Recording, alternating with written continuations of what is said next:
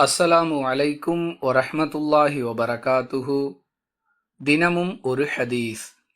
மனிதர்களில் சிலர் அல்லாஹுவின் செல்வத்தை பங்கு வைக்கும் பொழுது நியாயமின்றி பங்கு வைக்கின்றனர். இவ்வாறு செய்பவர்களுக்கு மறுமையில் நரகமே கூலியாக கிடைக்கும் என்று அல்லாஹுவின் தூதர் ஸல்லல்லாஹு அலைஹி வஸல்லம் அவர்கள் கூறினார்கள். அறிவிப்பவர் கௌலா ரலியல்லாஹு அன்ஹா. நூல் புகாரி, ஹதீஸ் எண் 3118.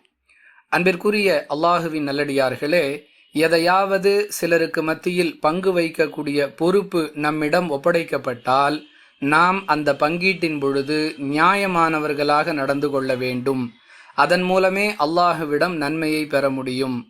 மாறாக நம்முடைய உறவினர்களுக்கு ஒரு அளவு, நமக்கு தெரிந்தவர்களுக்கு ஒரு அளவு, யார் எதிர்த்து கேள்வி கேட்க மாட்டார்களோ அதுபோன்ற நபர்களுக்கு குறைந்த அளவு என்று நியாயமின்றி பங்கு வைத்தால் அதற்குரிய கூலியாக மறுமையில் அல்லாஹ் நரகத்தையே வழங்குவான் என்ற எச்சரிக்கை இந்த ஹதீஸில் சொல்லப்பட்டிருக்கிறது.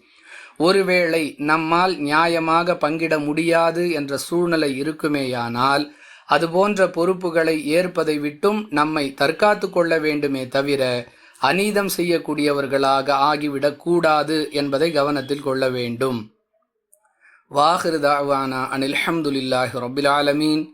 அஸ்ஸலாமு அலைக்கும் வரஹ்மத்துல்லாஹி வபரகாத்துஹு.